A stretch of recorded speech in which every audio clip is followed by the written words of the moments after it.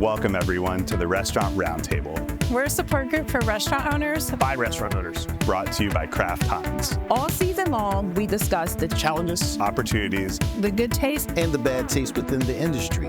and we're your hosts. I'm BJ. I'm Shanika. I'm Jamar. I'm Kate. I'm Abishar. So, if you're a chef, an owner, Or aspiring to be one. You're going to want to pull up a chair to this roundtable. well, this is exciting, guys. Our first restaurant roundtable. We've been circling this for a while, and here we are. The mics are on. So our first topic today is why, which I think is a cool place for us to start because we're all in the restaurant industry, but all in different parts of it. So I guess we should go around the table and talk about why we chose this crazy profession. Shanika, do you want to start us off? So my background was in corporate retail. And my husband and I, we relocated from Philadelphia to Columbus, Ohio for my job. So he was in construction.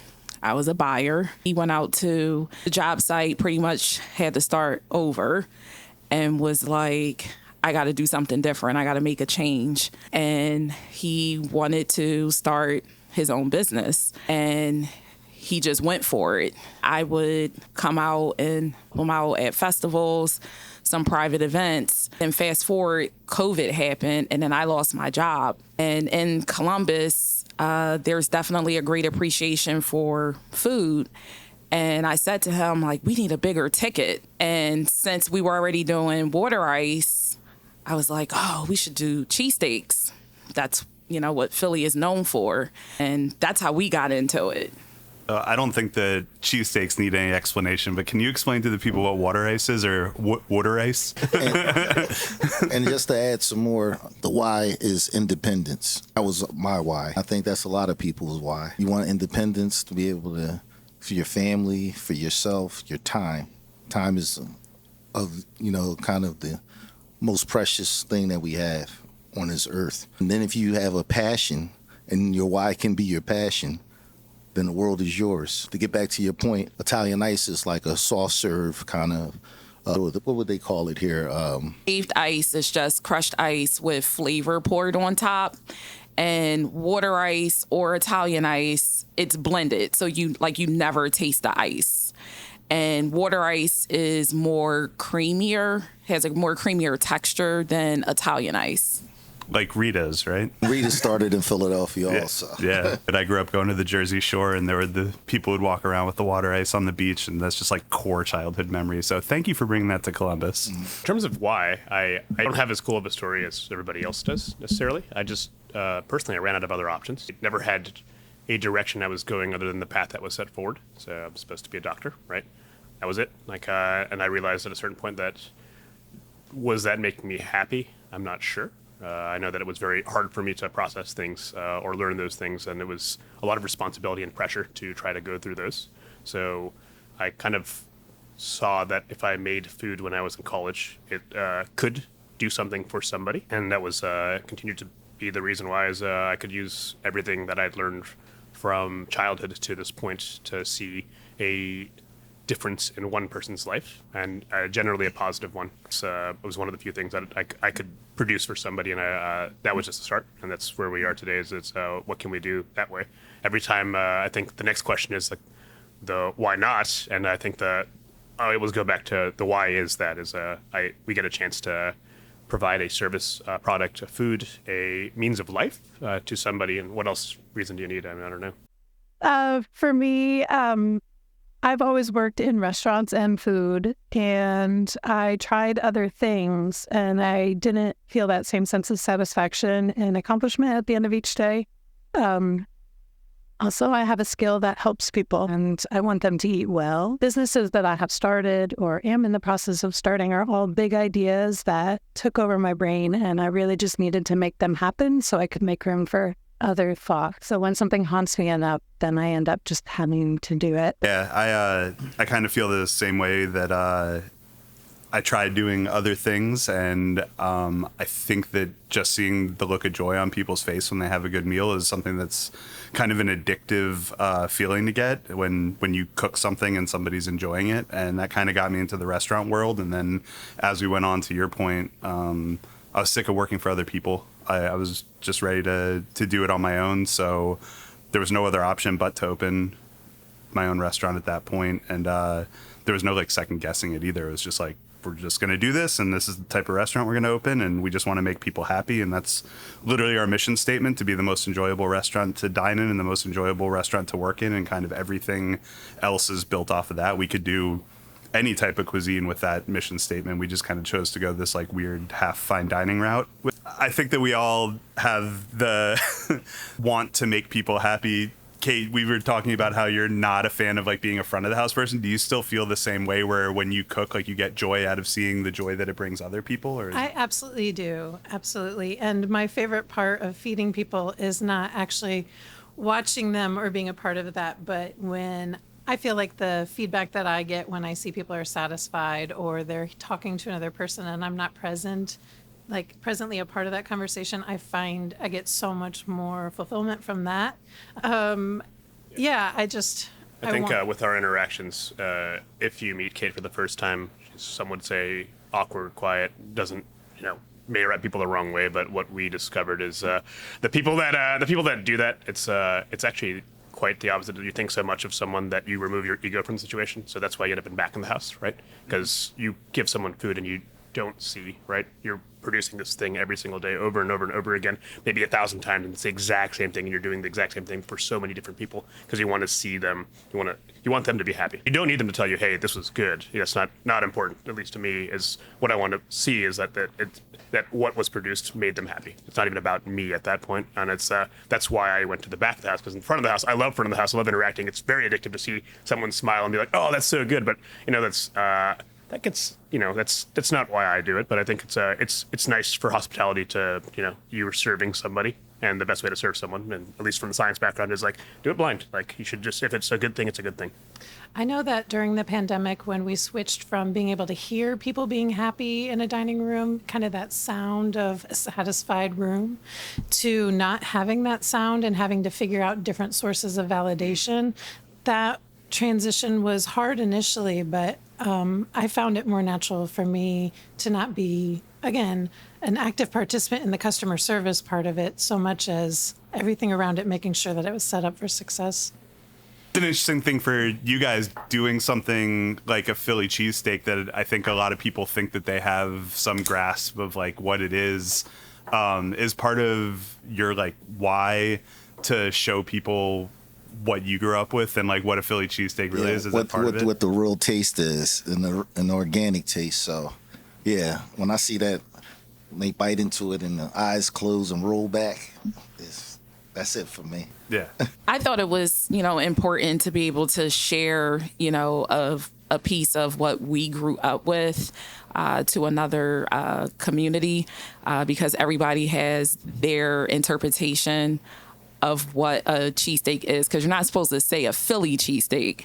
It's just a cheesesteak. Interacting with the guest, I like to get the feedback. I take the good with the bad. Again, like when, someone comes up and says, oh my gosh, this was my first time having a real cheesesteak and it was so good. It's really rewarding. And then to be able to share that with the team so that they know that they're doing a good job and, people are enjoying the food.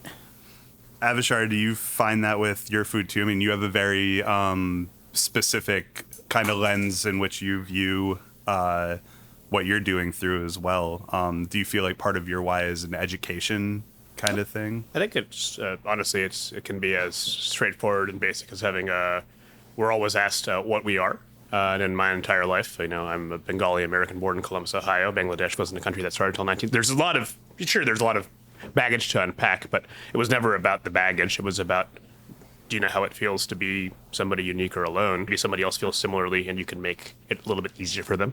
So that's been the only thing that dictates anything. That's why I can't say that I make Chinese food, I make American. I don't know, just as I don't know who I am, but I know that I'm willing to learn about other people's cultures. When someone comes and they said, I had a great time at your restaurant, they don't go like, hey, I had a good burger, and then they left. They said, everything, the water, everything was great. And that's a really unique service that is personal. Where do the names of the restaurants come into play here? Because I feel like they're very much a part of you and what it is that you're trying to say culinarily to the world. To be objective, I paid a designer to create a name, and then I ended up full circle. Like I ended up with my I was like, give me a name.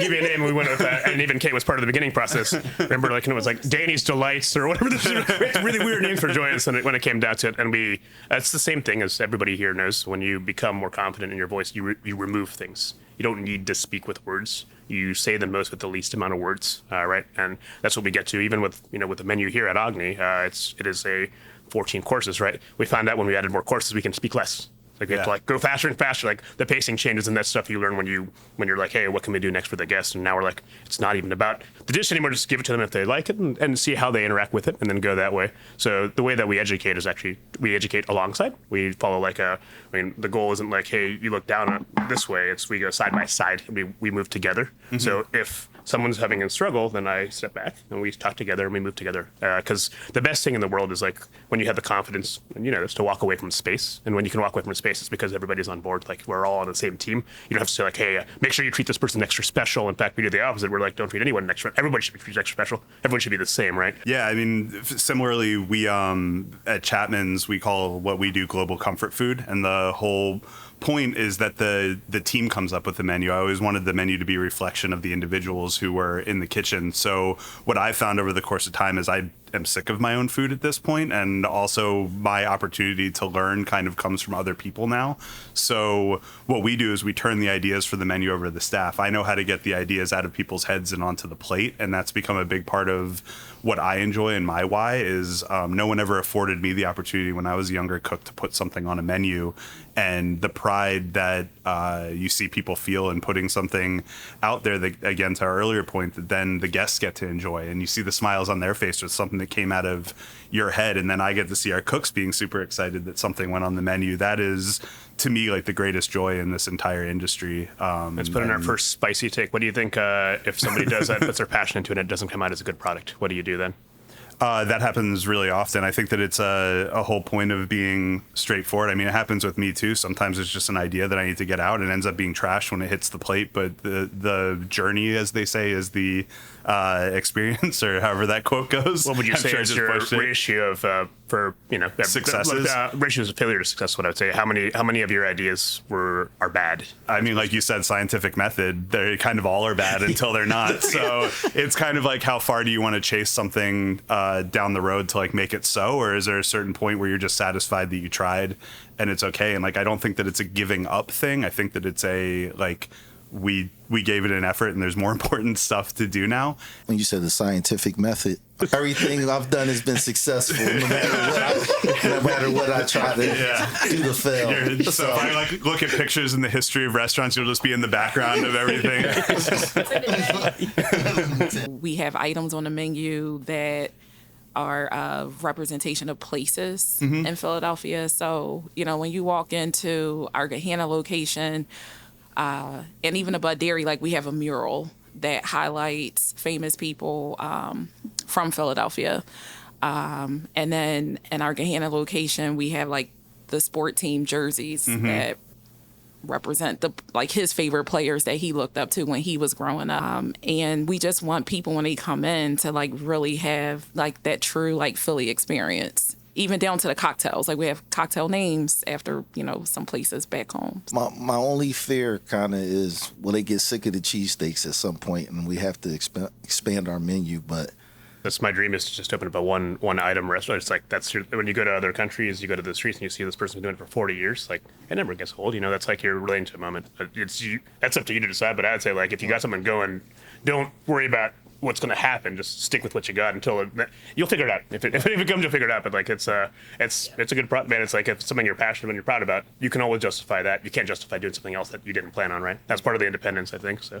And that's also to your point when you were bringing up about consistency. So it's like, when people come in, you want them to have that good experience, each time, utilizing that word of mouth, because you can only tap into so many people. So like just encouraging other people to share, like their experience with other people, so that when they come in, they have a good time. And then, they're telling another group of individuals as well. I think there's a lot of value in that, of like having a consistent food menu and then having your creative outlet be in the cocktails, so that like that's the thing that people come in for the new, but it's like the tried and true is like, this is our core food menu. Yeah. And that's what we get. Like, we get people, they come in, like, no matter how much you like, we like advertise that we have a bar, that we have cocktails, highlighting the cocktails.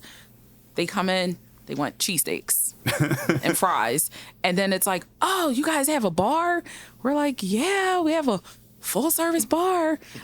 So that's interesting too. And then, we even, talk to some other people who, are in the business. And I was like, what do we do to like, bump up, the bar sales? Like, what are we not doing? And we've had people tell us like, the people will somewhat determine how they see you, and they see cheesesteaks, and then the bar is secondary. And I just had to accept that. It took me a while, like, to accept that. Yeah, losing control of your own narrative is something I think that we can probably all commiserate on. The Chapman's has that problem right now where everybody thinks that we're too busy to come, so people don't even try to come to Chapman's right now, and that's been an issue that we've been fighting as a public narrative. And it's like, how do you even go about that?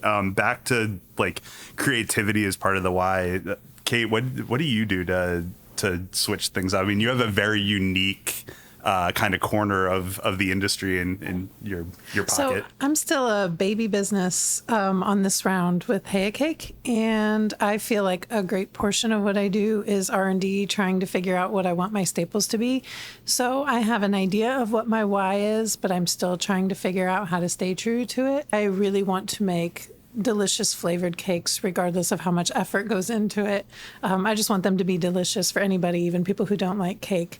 And I want the experience of buying it to be good enough that, like, because I'm selling through a machine right now, or I'm selling it through avenues where I'm not personally the person that's present, or I don't control the customer service around it.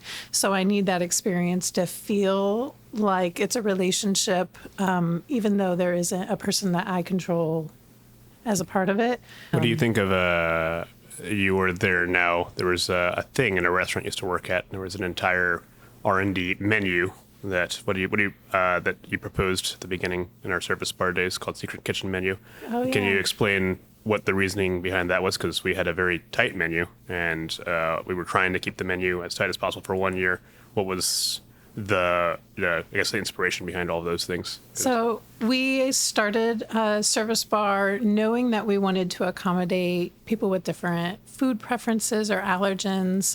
We created an entirely separate menu for people that were gluten-free, a separate menu for people who are vegetarian, so that when they came in, that had that experience of being able to read an entire menu and it was all available to them. One time we were having a meeting and we're like, what if we just had pictures like the Chinese menus where you just walk in and you point and you say, I want the number 12. And somehow that coalesced into just starting an Instagram account for our secret kitchen menu, our secret ideas, the ways that we preferred to eat the items that were on the menu. And it was so wonderful because when COVID hit, I had already been in development for a secret kitchen lunch menu. We had never done lunch before. So when COVID hit, we had a vote to see who wanted to continue working, who wanted to stay, if we were going to stay open, what constraints we needed to feel comfortable with that. And then we immediately pivoted to this sandwich menu and created a whole new dining service for ourselves where we were still able to stay true to our mission of feeding people with special diets where they had an opportunity to order from the menu and feel included. We were able to play with the same flavor. And I feel like we were strongly in who we were as a company, or our why, when we were making those choices. Yeah, a lot of the why on that is twofold too. One side is we're saying why because, this is what brought us here. Some of it's why for the guest. The third one is why, as if I had dined at this restaurant, what would I want? Right? Because if you look at it as, this is my restaurant, I'm going to serve you, it's one thing. But if you said, if I came here, what excites me? What excites me is going to a Chinese restaurant and seeing that you see the staff in the corner and they're eating that. I'm like, they have a whole fish. Like, I want that fish. How do I get that thing? And they're like, they don't want to serve it because there's a cultural difference, right? And there's a fear of like, we're not going to serve a whole fish to this person. But when you enter that conversation, because just through visualization, it makes things exciting. So we started getting industry people and we're like, how do we, you have the bits, like the end bits. You don't have enough to sell for a menu. You have enough for you to share with one or two friends. Like, how do you sell that without it being put onto a menu? And we went so far into the why that it got to the point that we had to print the secret kitchen menu. But you put it on Instagram. We didn't think anyone followed. We didn't think anyone. And not to go off topic, but when you said the number 12, my mind just got blown because at least two or three times a week, a customer says, "Give me the number 12. We don't have 12 things on the menu. That's how much the sandwich costs." That's the price.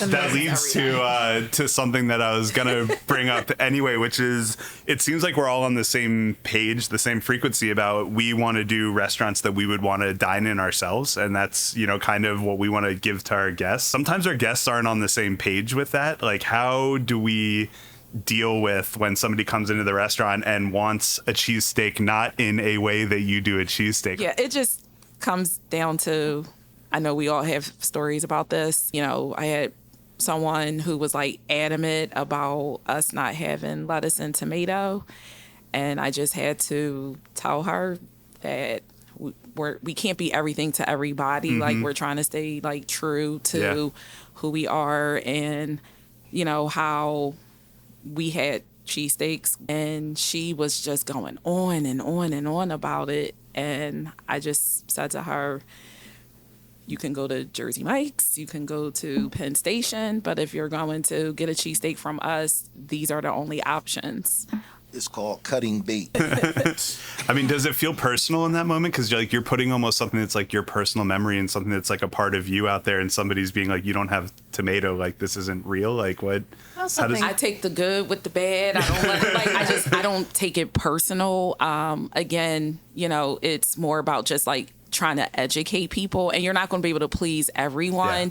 That person ended up going to another place to go purchase lettuce and tomato, and she still got the cheesesteak. Again, like I just don't take it personal. I just say this is what it is. Yeah, like that. Like that. It's not to hurt somebody's like feelings or make them upset. That we can't give them like what they really, really want. But they don't know. Yeah, they don't even know, because it's that's the purpose of one of the interesting things is what I've seen with people that have specific business visions and a strong foundation is they have a hard time saying it. You're doing it every day. You're making the cheese every day, but it's hard to be like, I'm not going to get it. Like that's saying that out loud is very challenging for someone that's like, I just want to make people happy with this thing, and this memory made me happy, so I just want to share this memory with you. It's not about you telling you what to do, but if you walk through these doors, if you came into my home, I can only offer you what I have in my home. I cannot offer you what's in my neighbor's home. I cannot offer you a conversation with my Paul. Like I can't do those things. I can say, if you're here and I have these things on the wall, I'll do the best that I can for you in the way that I know how. If you know better, then maybe you can feed me. And I think some other restaurants, spoil some customers. And I think, some customers also have to look at it through the lens of like the restaurant owners. And we don't have, a lot of resources like some bigger brands do. And you can't, if you go to one restaurant that's a lot bigger, has more staff, they have more resources behind them, you can get it your way. At some more of the small independent mom and pop, establishments, like the menu is the menu. This is a really interesting, listening to everybody talking about how they're establishing that trust in the relationship where they want to be able to say to somebody like what you're describing, lettuce and tomato on a cheesesteak, doesn't sound like something that I want, but I trust that you like that. I want you to trust that I'm giving you the best version from my perspective, and just try it. We practice what I like to call emotionally intelligent hospitality, where we try to figure out what people actually want through what they're telling us, but also through their actions. So, it's tough. We don't have birthday cake in the restaurant, but instead of waiting for someone to ask if it's a celebration, we just have a free ice cream that we give away for people for celebrations, stuff like that.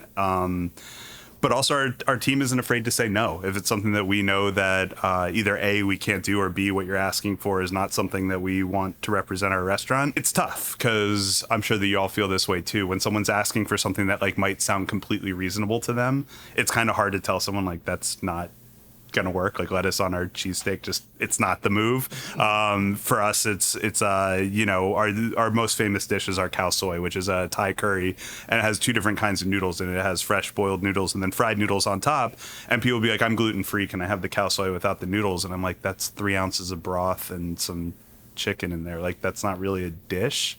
And I'm like, it's hard to say no. It's like, I can say yes to this, but what am I giving you at that point? And I don't know if you guys feel the same way, that like, where do you draw the line of like, this is a logical request that is illogical for our situation, and how do you deal with it? I mean, Avishar, you're Mr. Hospitality. I've never walked into your restaurant. You don't think so? I've walked in here and felt like the most special human being in the history of the world. Same thing with Service Bar as well, when I used to go there, and you didn't even know who I was back in those days. So what you're saying is true, and I go back to the same thing as if somebody's walking through the door and it's me or my mom who can't have these things. My mom is lactose intolerant, so we go to Pizza Hut, she gets bread. It's just someone who wants to go and have an eating experience, and they physically cannot consume something because it's going to make them sick. And then I go, I don't have the right to judge anybody based on any of those things. Yeah. I have the right to know whether I can accommodate you or I can't.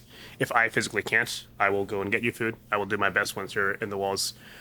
If it's going to be a bad experience, I give the discussion first, like, hey, like, this isn't the origin. Like, I still would like, if you would like to think that somebody is here, they're trusting with an experience, right? So we will make it good in the best way that we can. Yeah. So follow up on that. Have you ever made an accommodation for someone and then they came back the next time and said, well, last time you did this for me? Sure. We've also had people lie about that too, right? Yeah. Yes, we have. And the thing is, we were prepared the second time because we remembered the guest. So we try and track as best as we can, because we only have 40 seats here, and even we have regulars. And the funniest thing is sometimes that person becomes a regular, and then they're willing to try things because they've earned the trust, because they said, well, you wouldn't try to hurt me, so now I'll try this thing. Now I'll try fermented black crab paste from Thailand. There's some stuff that you get to put up front. And actually, in Service Bar, we had no reputation going into it. We were just serving food from middle. We were just make these items. I think Service Bar is a good example, though, where it went wrong. In just that we made sure that there was this inclusive menu for gluten-free people, and you could have these amazing meals, but then people started talking about how we were a great restaurant to go to if you were celiac, but we were located in a distillery. Our air had wheat in it. You remember our vodka is a wheated vodka. So we were like, please, make those choices for yourself, but we would never advertise that. We would never tell people that we're safe for celiac. And to be fair, we can give you a nightmare story because everyone wants to hear the story, but we had somebody who came in with a gluten monitor. It was called like a NEMA or something, and I looked it up. It's not a calibrated monitor. I think it was a Kickstarter thing. Yeah, it's defunct. But the person came and, we were like, we can do our best. And we told them, we instructed, and we went through the thing, and we served everything. We burned the pan, we had stone section, and we did everything that we could to make everything gluten-free with no test. And everything failed on that sensor. She just kept getting mad. And I was like, look, I can order you food. And she's like, you can't just scoop some ice cream. I was like, we make everything in-house. Yeah. You wanted a restaurant to make everything, right? So if I make everything and the gluten's in the air, what can I do? We have tried everything. So can we just please order you some food? And it was like, there was no coming back. But what I can say is we tried. We tried our best, despite, and at the end we had a conversation. I was like, don't get mad about it, because if you get mad, you're carrying two people's anger now. Staffing. Yes. How does you asked the question? I'm going to ask the question because we have a little bit of history here. Yeah. One of the first times that I had a really genuine hospitality experience was at Rose's Luxury in DC. And I believe you were there at the time, and it was really cool because you could ask anyone anything, and everyone seemed like they were your friend. And it did feel like you were at somebody's home. There was no pretension to anything. Someone gave us a free thing. I have these memories that I was like, I've been to these fancy restaurants, and what made Rose's different was that every server had a personality, right? And that kind of inspired our model when we started. We're like, hey, what makes having different servers awesome is that they can appeal to different needs, niches, and we're individuals together. So you can feel like an individual in our restaurant. You don't have to feel like you're buying into a cult or something. Yeah. So how can you explain how that went? Or No, that's an awesome question. We actually did that very intentionally at Rose's, and we took it here to Chapman's as well. It's something that's kind of built into my DNA now. Is I feel like service staff feels more comfortable when they're in their own skin when they're in their own clothes. So we had very to begin with loose uniform guidelines. It was basically nothing ripped, nothing obscene, and nothing graphic T-shirt or anything like that with anything that doesn't fit our vibe. Besides that, you could wear whatever shirt, whatever pants you wanted. We don't have scripted out things for menu items. We told everyone legitimately choose your favorite thing on the menu and learn how to talk about it, and you can say whatever you want about the dish. I'm not sitting here telling you that you need to say this about a dish. Be honest and truthful in your feedback.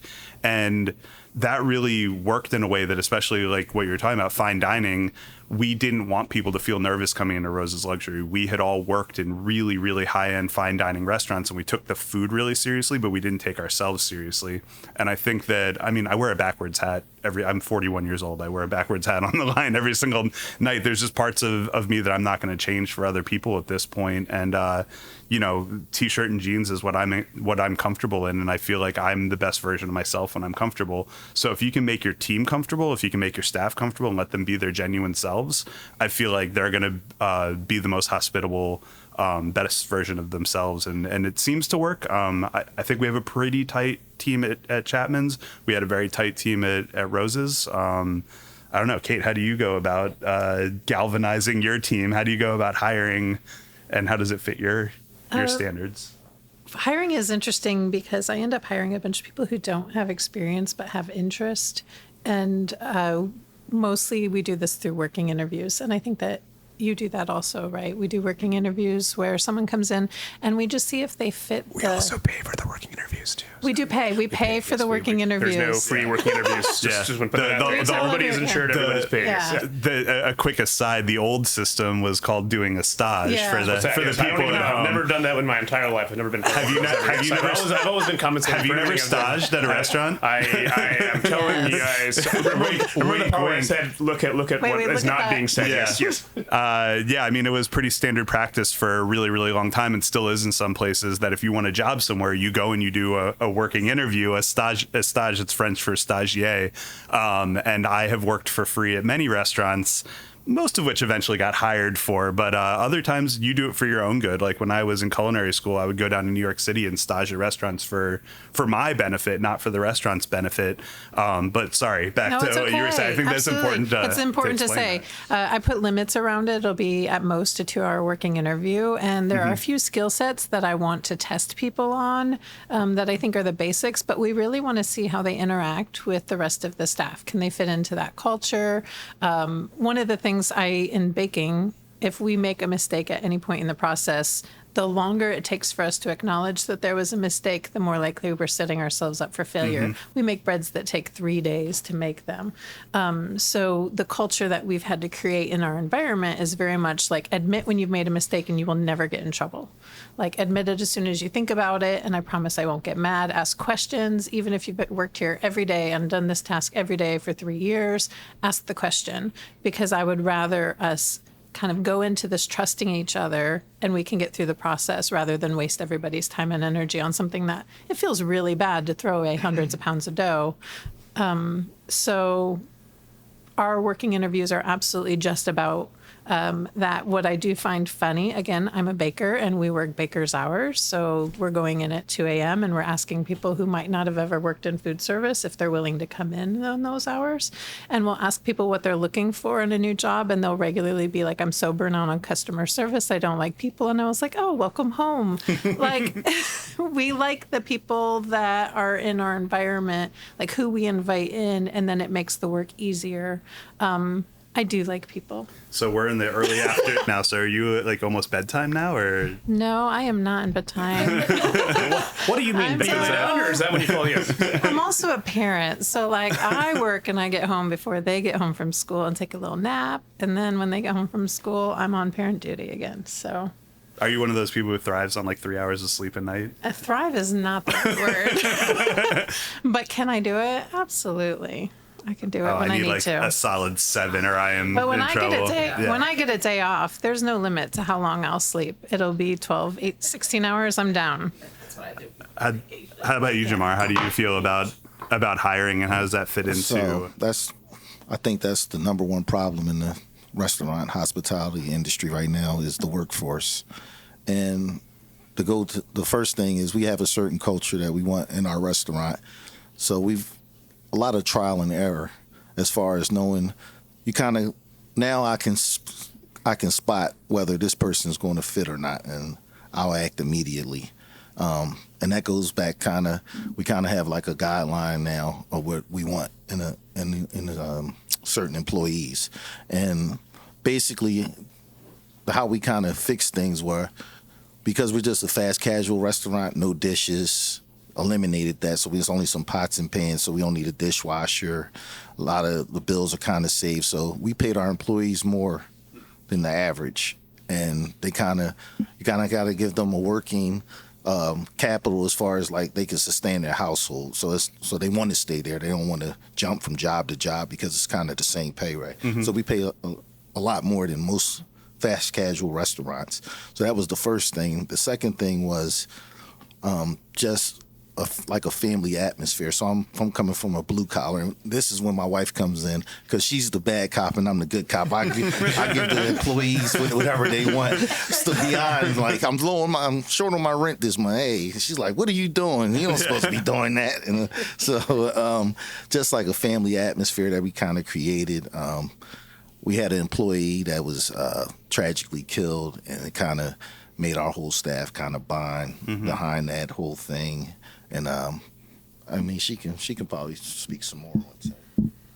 Yeah, like we want people who want to be a part of the team. The one employee that we had that unfortunately his life was taken. He was like the best. Like I don't think we would ever find anybody like him. He was like one of a kind. Mm-hmm. And he was just like a breath of like fresh air. Everybody on the team like loved him. You could come into work having a bad day, you see him, he's like, morning, and it was like instantly like your mood would change. And I was like, everybody is different, but just some of the like qualities that he had when I'm going into an interview, like I look for that. To your point about, looking for people or taking on people that, have interests and they might not have the experience. I like that too, because you can, mold that person into, the type of team member that you're looking for. I also think that the young people don't get enough credit. We have 3, well, he's going into college, and we have 2 seniors. They are amazing. Not to say the rest of the team isn't, but we had one young lady come in for an interview. Before we even started the interview, I had to compliment her on her resume. Like her resume looked better than like most adults. And, she's going to be going to Columbus State. She's interested in the culinary field. And, she came to the interview with questions and was asking about our culture. With a notebook and pen, and asked us questions at the interview. So. At 17. That's amazing. She's a hard worker, asks questions, wants to be there.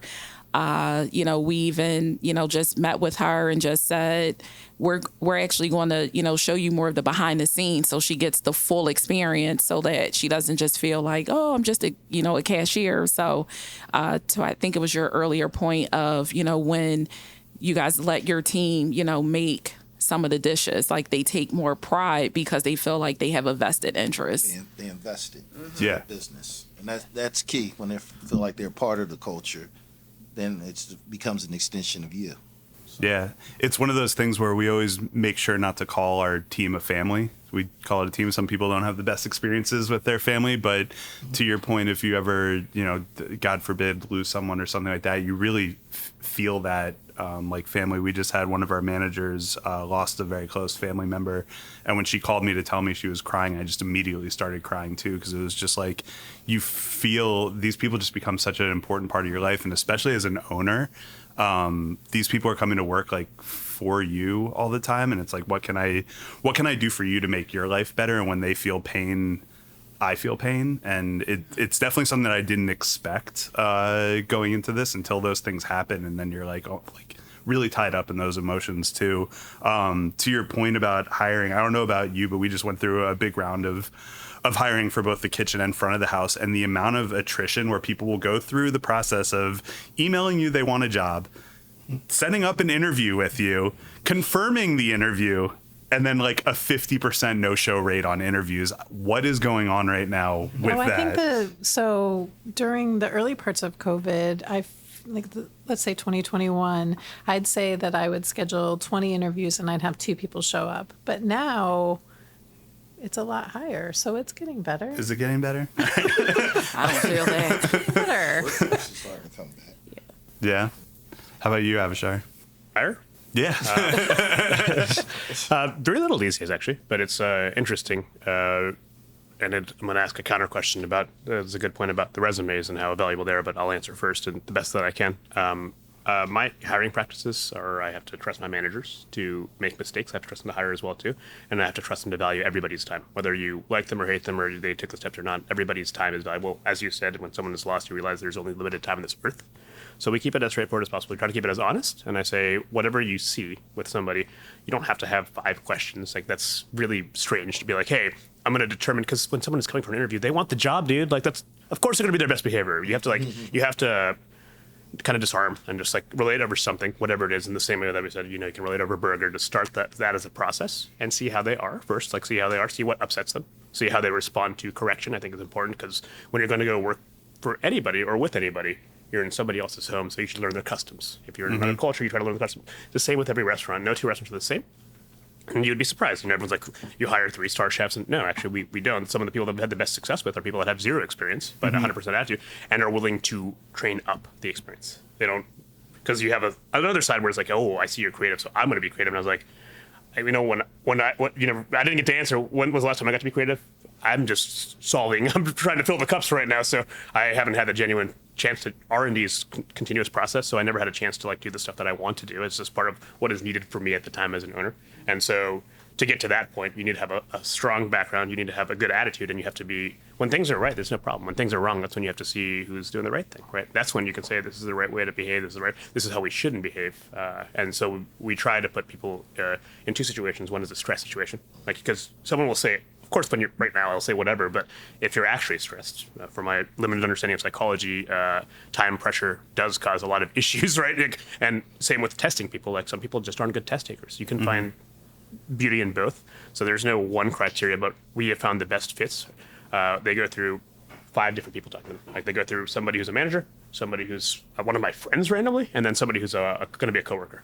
And I get all their opinions on how they interacted with that person, because they could be the best person in the entire world, but if they can't work as a team, like, what are we doing here? Like, it's and I'm not asking you to trust me, just trust the process, because we contribute to the process. It's got nothing to do with me. Like, I am not here, and nor do I want to be here and have my eyes on you. What I would trust is that you trust what we're trying to build together. And if you feel like we're doing it together, it becomes easier for every single person. Everyone's job becomes easier. But if you choose that you're here because it's this restaurant, it's tough. Yeah. And what were you saying about the resumes? The resumes are, that's to the point. Is like, it used to be resume cover letter. That's how you judge. And what do y'all think about resumes? Like, what do you think about them? Or how do you look at them? I guess I like to I like to look at the resume. I like to see what other experiences they have, like outside of like work, like what activities they are involved in. And I think, and me looking at a resume, it helps me build the type of questions that I want to ask. So like my interview process is not structured. Like, I like to pose questions to get people to share information that they probably didn't anticipate that they would be sharing. Let me interject here. So, in her former life, she probably was a police detective. She goes above and beyond. She's looking at their background. She's going to call from 10 years ago the past job to figure out. Yeah. But I like, references, just to, when I interview, it is relaxed. So, like, I don't come in here like I'm a police detective. But, you have to get people talking, because there are some questions that you can't ask from a legality standpoint. So you just have to find creative ways to ask the question to get people to open up. Yeah. I think there's a few red flags that I look for on resumes, like anybody who hasn't stated multiple jobs for a period of the job hoppers. Yeah, the job hoppers. And it's not disqualifying, but it's definitely a question I'm going to ask you, like, what happened here. Another disqualifier is if people start talking smack about their last job. It's like, well, then what are you going to say about here? You know what I mean? Everyone bitches about their job. It's like, but don't do it to me. And then, just, I feel like you can teach anybody anything in a restaurant except for how to be a good person, and just trying to glean like if people care, if this is something they're going to take pride in, if they're willing to be a part of a team. I'm sure we've all worked in places where you've been sabotaged by your coworkers and people want your job, so they're going to make sure you don't do it well. I don't think that any of us are like that, and we don't run restaurants like that, which is refreshing, because for a long time it was hard to get 5 chefs around a table who didn't feel that way. But yeah, that's I don't really know. Why do you think that was hard to get What's five that? to get 5 chefs like around the table to talk? Oh, like I'm 10, just curious. 10, 15 years ago. I don't think that there was as much camaraderie in the industry as there is now. I'm an outsider from Columbus, so moving here, I mean, Avishar, you're one of the first people that I met who we went out to have coffee, and I was just like, what do you think of the food scene here? And you were honest and open with me. You told me some other people to meet with, and when I moved to DC, I did something kind of similar where I was just like, I want to meet people who are in DC, and the amount of people who just didn't return a text or a phone call was kind of astounding. And then here, every single person that you told me to get in touch with went and had coffee with me, and every person they told me to have coffee with went and got coffee with me. I just think it's a much more supportive atmosphere here in Columbus. I don't know if it's the Midwest sensibilities or East Coast, Yeah. terrible. Yeah. Well, someday we'll have a New York versus Philly conversation, but not today. Yeah, I really feel like people here are kind and getting this level of comfort with people who are like theoretically in competition with one another, which I think that we can all acknowledge that we're not. The rising tide lifts all ships. If we can do better things in this city and in this industry, then it benefits all of us. And I think that it's cool that we can get around and talk about how we do things and that we can learn from each other. And that's, I think, kind of the point of this. And I guess that leads to my last why question, which is, why are you doing this podcast? Kate had absolutely the best answer to this when we talked about it. Which I've never thought before this moment. I absolutely. I wanted to listen, or I wanted to be in a part of the podcast that I wish was there. I want to learn from other smart people. And I feel like every time we have a conversation collectively around this table, I'm pulling away things and trying to file them away so I remember. I do want to ask you all of your dirty stories, like when did it go wrong? But I mean, we can stay in the positive for now. Well, I feel like there's other podcasts for us to talk about the ugly side of the business. This is the happy side of the business. Yeah. Avishar? Why are you doing this podcast, Avishar? Well, Is it because we all came to your restaurant this morning, so you're stuck here? that's one of the reasons. To be honest, it was, yeah. I believe, to your point earlier, what you were saying about getting coffee with others, people don't necessarily seem to value sometimes the power of knocking on somebody's door and asking. We always want to make an assumption about who someone is or isn't without actually talking to them. So, if someone knocks on the door and says, hey, do you want to do a podcast? And go, well, I can't really talk crap about another podcast as I do one myself. I've been on podcasts, certainly. And what I find sometimes is there's some good ones and there's some ones that need some working on, but it's always about what can you do to get people to relate. It's same with the food, same with the drink. Is it what's relatable? All of us, no matter who we are, we do say a lot of our chromosomes are very similar. We're genetically very, very close to each other.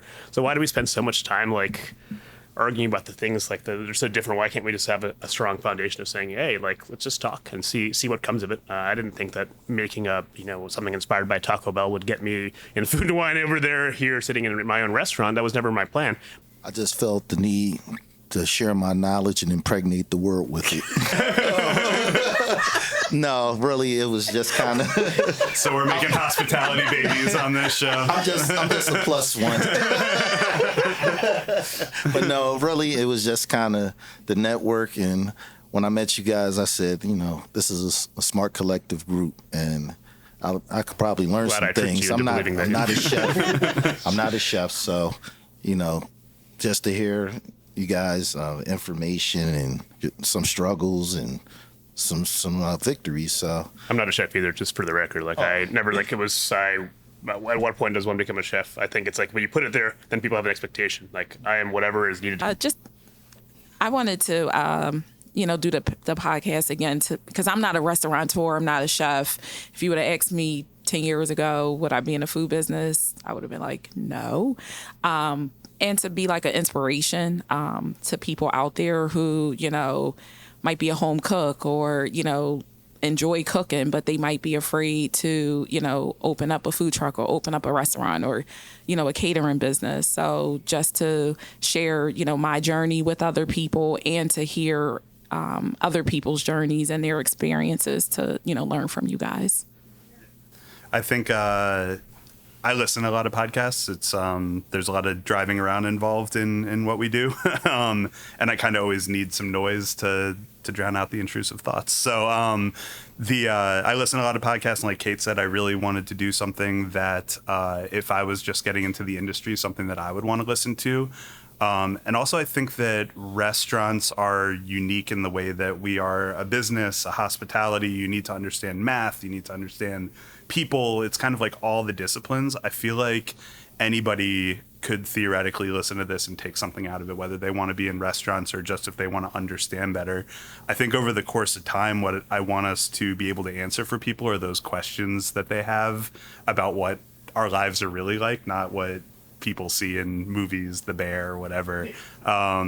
And I think that we have 5 very unique viewpoints on what that looks like to tell people what it's really like to do what we do. Yeah, I remember when I was younger, I used to play a lot of video games, which I still had time to. But there was a magazine called Game Pro that was out, and it had all the content, right? But it had these things called pro tips. That's where pro tips came from. It was a game pro tip for like a video game to like achieve this thing. It's like a little 1 second, like you read it and you're like, oh, if I press X at this time, it'll solve this. Like, it's cool to have pro tips when you're going through your own journey, because I don't believe that we're on the same boat. I think we're going down the same river, right? But we can go down the same journey, certainly in different ways. There's many, many paths down there. It's nice to have some help, because like we said, failure is kind of, as we've known failure our entire lives. Yeah. Why would we want the next generation to have to fail more and more and more? Why don't we give them some good startups, some good genuine knowledge? Like you said before, it used to be about competition, now it's about collaboration. Yeah. So why don't we empower them to stand on our shoulders? And I think that's it's a cool way of looking at things. We're talking about things almost in a way that it's negative, and it's hilarious because 95% of what we do is positive. But because we want to make 98% positive, every bit is going to become more and more seemingly challenging to get through. But just like that guess, like you want to make every single one have a great time, right? And so I think that's going to be the challenge, but it'll be fun. Speaking of pro tips, Avishar, when it comes to your why and figuring out what it is that we're doing here, do you have any pro tips to share with the audience?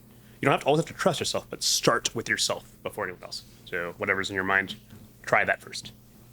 Shanika. Just ensure that you are delivering what you set out to do, and just staying true to yourself, but don't be afraid to pivot. Spoken like someone who worked through COVID. This is a business that's not for the weak, so you have to have absolute confidence and trust in yourself. And it's just a pot of gold at the end for you. Is there? Ouch, that one hurts. What if I don't have absolute confidence anymore? You're up shit's creek.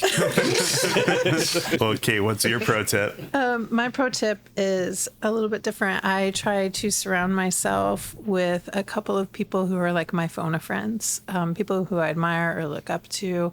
And if I ever feel like I'm venturing a little bit too far out of my comfort zone with what my why is or what I'm trying to do, I run it by other people just to see if it feels reasonable. If my response is that I'm afraid of the change, or if I'm afraid, I don't know, if I'm just afraid and I'm not 100% confident, but it helps me rein it back in and make sure I'm still on the same path. Like it doesn't feel like I've shifted too far. So surround myself with smart people that I feel comfortable being open and honest with. Welcome to my group of people. Cheaper than therapy, right? Cheaper than therapy, yes. Didn't we say we were going to bring our therapists on this show? And as long as you keep bringing those cakes. I got you. Right there. I think that my pro tip is to have goldfish brain in some ways. Every day is a new opportunity, and as long as you're kind of tackling each day with the same vigor and chasing down your why every day, that you can get over the mistakes you've made the previous day. I try to have a few moments of reflection before going to bed, which doesn't always work out great for me, to think about the things that we can do better tomorrow and how to stay true to what it is that we're trying to do. As you might expect, the opinions that we express on this podcast are just that, opinions and for entertainment purposes only. If you love this podcast, help us out. Give us a thumbs up. Also, be sure to go to craftheinzawayfromhome.com and sign up for our newsletter. So remember, if you liked what you heard today, Please head over to craftheinzawayfromhome.com and sign up. We have got all sorts of exclusives coming with special insights, access to marketing, and a lot more. Of course, subscribe, share, like, all those things. See you next time.